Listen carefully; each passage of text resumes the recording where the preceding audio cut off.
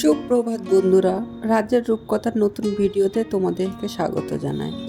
আজকে সকাল সকাল আমি চলে যাচ্ছি মায়ের সঙ্গে ডক্টরের কাছে, কারণ কিছুদিন ধরে মায়ের শরীরটা খুবই খারাপ, হাঁটুর ব্যথা। তো সেই জন্য আজকে আমি চলে যাচ্ছি মায়ের সাথে। আমি প্রথমেই মায়ের মেডিকেল রিপোর্ট এবং আগের প্রেসক্রিপশনগুলি গুছিয়ে নিয়েছি।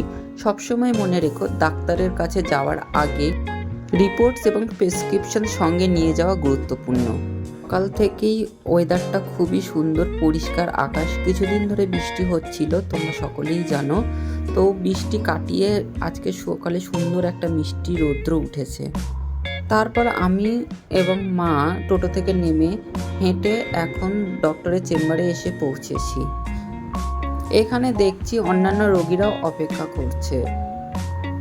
রিসেপশনে এসে মায়ের অ্যাপয়েন্টমেন্ট কনফার্ম করলাম এবং আমি একটা ছোট্ট টোকেন পেলাম।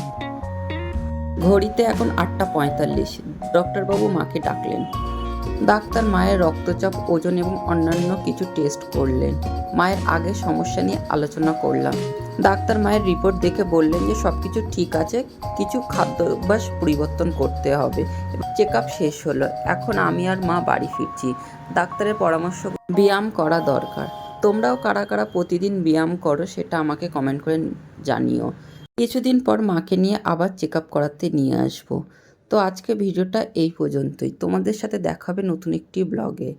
তো তোমরা যদি আমার ভিডিওকে পছন্দ করো তাহলে আমার চ্যানেলটাকে সাবস্ক্রাইব করো, লাইক করো এবং অবশ্যই কমেন্ট করতে ভুলো না।